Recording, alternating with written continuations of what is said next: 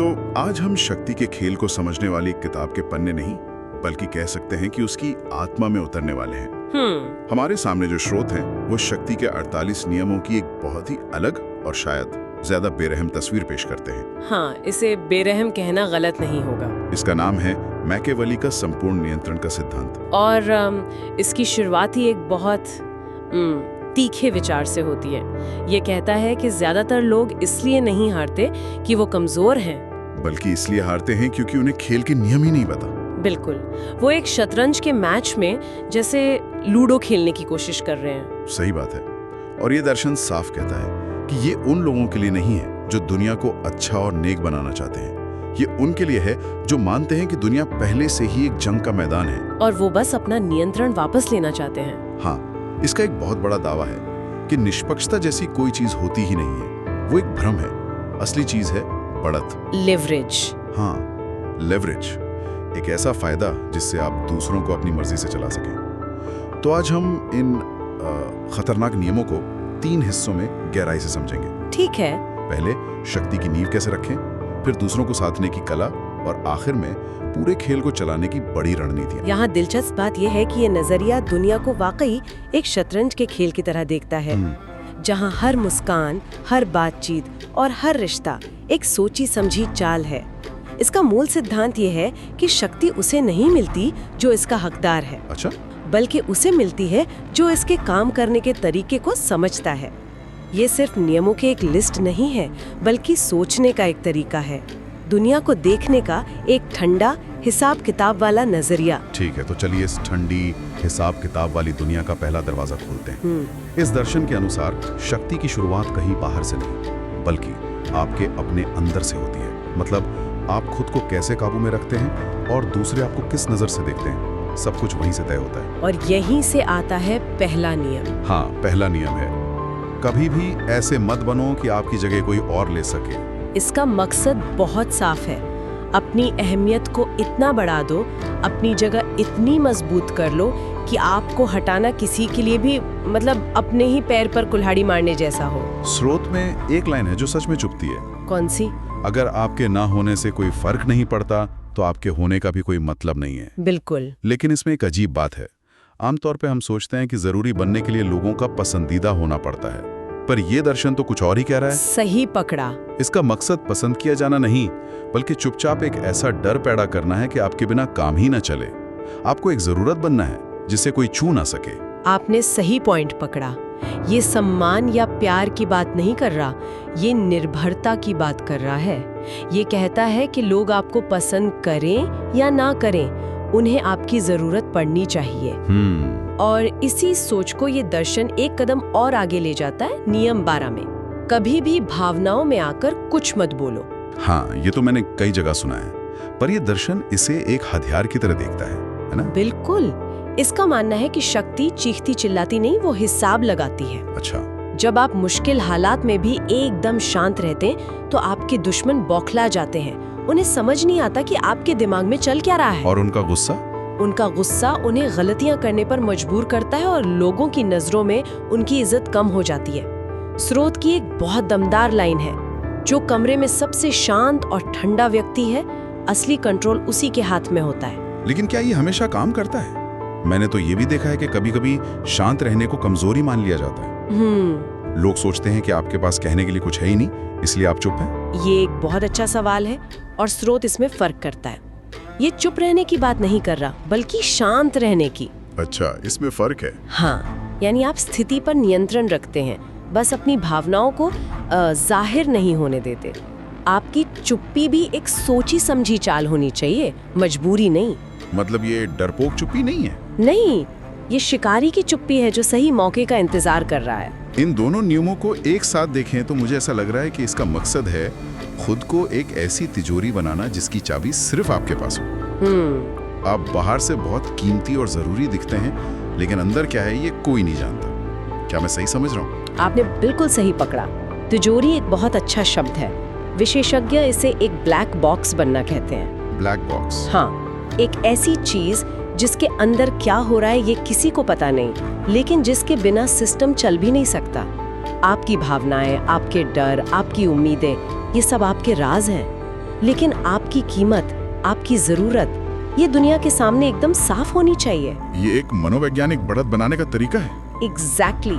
जहां दूसरे आपकी अगली चाल का अंदाजा नहीं लगा सकते, लेकिन वो आप पर निर्भर रहते हैं। पर क्या इसमें एक खतरा नहीं है? अगर कोई आपको समझ ही नहीं पाएगा तो शायद वो आप पर कभी भरोसा भी नहीं करेगा। बिल्कुल। यहाँ तक कि तब भी जब आपको सच में जरूरत हो। और यही इस दर्शन का सबसे बड़ा दाव है। ये भरोसे को एक कमजोरी की तरह देखता है और जरूरत को असली ताकत मानता है। मतलब? इसका कहना है कि लोग आपके साथ इसलिए नहीं रहेंगे क्योंकि वे आप पर भरोसा करते हैं, बल्कि इसलिए रहेंगे क्योंकि उनके पास कोई और चारा नहीं है। ये एक बहुत ही अकेला रास्ता है। और शायद यही अकेलापन और कवच पहनकर ये दर्शन हमें दूसरों के साथ व्यवहार करने की सलाह देता है। हाँ। क्योंकि जब आप खुद भावनाओं से सुरक्षित हो जाते हैं, तभी आप दूसरों की भावनाओं का इस्तेमाल कर सकते हैं। और यहीं पर ये वाकई बहुत क्रूर हो जाता है। हाँ, अब बात ज्यादा गंभीर हो रही है। नियम 2 कहता है, भरोसा तुम्हें खत्म करे इससे पहले तुम भरोसे को खत्म कर दो। ये सुनने में ही बहुत अजीब लगता है ना, ये विचार बहुत ही निराशावादी है। हाँ। ये कहता है कि भरोसा एक कैंसर की तरह है जो धीरे धीरे आपकी कमजोरियों में पलता है। जिस पल आप किसी पर भरोसा करते हैं, आप उसे अपने खिलाफ इस्तेमाल करने के लिए एक हथियार दे देते हैं। तो स्रोत के मुताबिक धोखा कभी अचानक नहीं होता। इसकी तैयारी की जाती है, इसका अभ्यास किया जाता है। मतलब जिस दोस्त पर आप सबसे ज्यादा भरोसा करते हैं, वो असल में आपके खिलाफ सबसे बड़ा खतरा है, क्योंकि वो आपकी सारी कमजोरियां जानता है। ये दर्शन तो कहता है कि किसी पर आंख बंद करके भरोसा करना उसे अपनी तबाही का सामान उधार देने जैसा है। और इसी ठंडी सोच को ये अगले स्तर पर ले जाता है। नियम 4 में मुस्कान के पीछे छुले छिपाओ। ये तो सीधा मैकियावेली का दर्शन है। बिल्कुल। 15वीं सदी के इटली में जहां साजिशें और धोखेबाजी आम थी, मैकियावेली ने देखा कि जो शासक ज्यादा क्रूरता दिखाते थे, उनके खिलाफ बगावत भी उतनी ही जल्दी होती थी। लेकिन जो चालाक थे, हाँ, जो शासक दोस्ती का दिखावा करके दुश्मनों को करीब लाते थे और फिर वार करते थे, वो ज्यादा कामयाब होते थे। तो रणनीति ये है कि सामने से हमला मत करो। बिल्कुल नहीं। इससे लोग सावधान हो जाते हैं और अपना बचाव करने लगते हैं। हाँ, आक्रामकता से प्रतिरोध पैदा होता है, जबकि आकर्षण से लोग हथियार डाल देते हैं। तो नियम कहता है, पहले मुस्कुराओ, बाद में वार करो। अपने दुश्मन की तारीफ करो, उसे यकीन दिलाओ कि तुम उसके दोस्त हो, और फिर चुपके से उसका गला काट दो। जैसा कि मैकियावेली ने कहा था, चालाकी हमेशा पार्श्विक बल से बेहतर होती है। हमेशा। और फिर आता है शायद सबसे बेरहम नियम, नियम 13। उन्हें खुद पर निर्भर बनाओ, फिर उनकी उम्मीद खत्म कर दो। उफ। एक मिनट, ये तो बहुत ही ज्यादा बेरहम है। उम्मीद खत्म कर दें, इसका मतलब तो आप किसी को मनोवैज्ञानिक तौर पर पूरी तरह से गुलाम बना रहे हैं। हाँ। ये सिर्फ निर्भरता नहीं, ये तो एक तरह की क्रूरता है। हाँ, और स्रोत इस बात को साफ करता है। उसका तर्क है कि जब तक किसी के पास उम्मीद की एक किरण भी बाकी है, वो विद्रोह कर सकता है। वो सोच सकता है कि शायद कोई रास्ता निकल आए। एग्जैक्टली। लेकिन जब आप उसे यकीन दिला देते हैं कि बचने का कोई रास्ता नहीं है, कि आपके बिना उसका कोई वजूद नहीं है, तब वो पूरी तरह से आपके नियंत्रण में आ जाता है। ये सिर्फ निर्भरता बनाना नहीं है। नहीं, ये धीरे धीरे भागने के सारे रास्ते बंद करना है। ये मानसिक गुलामी का चरम रूप है। मैं सोच रहा था, इस तरह की मानसिकता के साथ जीना कितना थका देने वाला होगा। हर किसी को शक की नजर से देखना, हर बातचीत को एक चाल मानना, इसमें दोस्ती या प्यार जैसी चीजों के लिए तो कोई जगह ही नहीं बचती। सही बात है। इस दर्शन के हिसाब से ये सभी रिश्ते लेन देन पर आधारित है। लेन देन? हाँ, जहाँ सच्चे जुड़ाव की कोई जगह नहीं है। इसका लक्ष्य विश्वास या वफादारी बनाना नहीं, बल्कि निर्भरता पैदा करना है, जिसे एक ज्यादा मजबूत बंधन माना जाता है। तो ये इंसान की बुनियादी जरूरतों का ही इस्तेमाल कर रहा है। बिल्कुल, सुरक्षा और जुड़ाव की जरूरतों का ही एक हथियार के रूप में इस्तेमाल करता है। हर रिश्ते का आधार केवल फायदा और नियंत्रण है, कोई भावना नहीं, कोई लगाव नहीं। ये एक बहुत ही ठंडी और अकेली दुनिया है।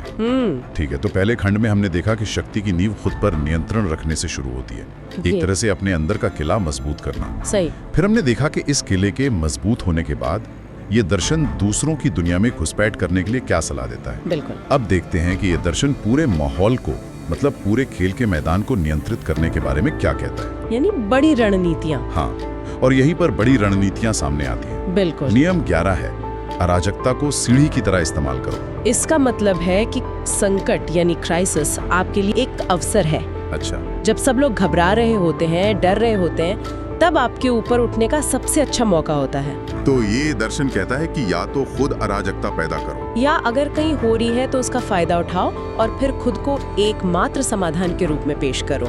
लोग जब डरे हुए होते हैं तो वो एक मजबूत नेता चाहते हैं जो उन्हें रास्ता दिखाए। स्रोत में एक बहुत ही चालाक लाइन है, भले ही आग आपने ही लगाई हो, आपको सबसे शांत दिखना है, जैसे आप ही उसे बुझाने आए हो। हाँ, ये बहुत ही जोड़ तोड़ वाली बात है। और ये सोच मुझे सीधे अगले नियम की याद दिलाती है, नियम 15, या तो पूरी तरह कुचल दो या बिल्कुल वार मत करो। ये एक बहुत ही महत्वपूर्ण रणनीतिक सिद्धांत है। ये कहता है कि आधे अधूरे उपाय हमेशा खतरनाक होते हैं। कैसे? अगर आप दुश्मन पर हमला करते हैं लेकिन उसे जिंदा छोड़ देते हैं तो आप उसे बदला लेने का मौका दे रहे हैं। दया दिखाना जवाबी हमले को न्योता देना है। एक घायल दुश्मन, खासकर जिसकी बेइज्जती हुई हो, वो हमेशा बदला लेने के लिए लौटता है। और वो पहले से ज्यादा खतरनाक होता है। हाँ, और प्रेरित भी होता है। तो क्या इसका मतलब ये है कि इस दर्शन में माफी या सुलह के लिए कोई जगह ही नहीं? बिल्कुल नहीं। क्या हर रिश्ता या तो जीत का है या हार का, बीच का कोई रास्ता नहीं? इस दर्शन के अनुसार बीच का रास्ता कमजोरी है। अगर आप किसी को हराते हैं तो उसे इतना मिटा दें कि दुनिया भूल जाए कि वो कभी था भी। कोई निशान नहीं, कोई याद नहीं, कुछ भी नहीं, क्योंकि जब तक उसकी याद भी बाकी है वो किसी और को आपके खिलाफ लड़ने के लिए प्रेरित कर सकती है। ये तो सचमुच बहुत ही क्रूर है। और इसी बड़ी रणनीति का एक और पहलू है नियम 28। दोनों तरफ से खेलो लेकिन किसी के प्रति वफादार मत रहो। हाँ, इसका विचार ये है कि जब दो प्रतिद्वंद्वी आपस में लड़ रहे होते हैं तो सबसे चतुर व्यक्ति वो होता है जो दोनों से फायदा उठाए। वफादारी सिर्फ एक दिखावा है। बिल्कुल, एक प्रदर्शन है जिसे आप अपने फायदे के लिए इस्तेमाल करते हैं।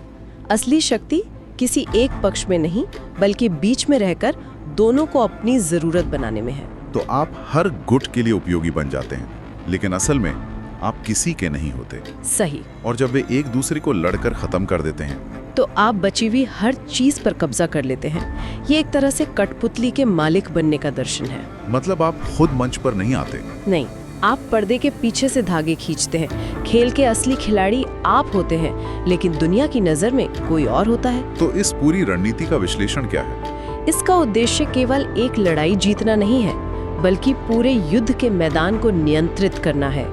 ये सुनिश्चित करना है कि हर परिणाम, यहाँ तक कि अराजकता भी अंततः आपके हित में हो।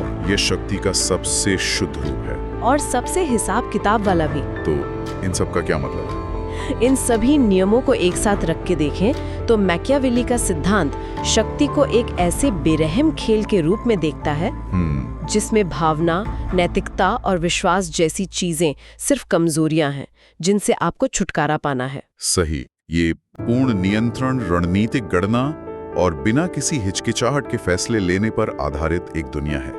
इसका सार यह है कि ये नियम केवल रणनीति नहीं है, बल्कि मानव स्वभाव और शक्ति के काम करने के तरीके के बारे में एक बहुत ही निराशावादी दर्शन है। ये मानता है कि दुनिया हमेशा से संघर्ष और प्रतिस्पर्धा का एक क्षेत्र है, और यहाँ जीतने के लिए आपको उन नियमों से खेलना होगा जिन्हें दूसरे लोग स्वीकार करने से भी डरते हैं। ये स्रोत एक तरह से सुनने वाले को एक बहुत ही साफ विकल्प देता है। या तो खेल सीखो और जीतो, या फिर अनजान रहकर दूसरों के खेल का मोहरा बने रहो। ये हमें एक विचार के साथ छोड़ जाता है जिस पर सोचने की जरूरत है। और वो विचार ये है, इस तरह की संपूर्ण शक्ति हासिल करने की प्रक्रिया में एक इंसान अपनी इंसानियत का कितना हिस्सा खो देता है और क्या वह कीमत चुकाने लायक है।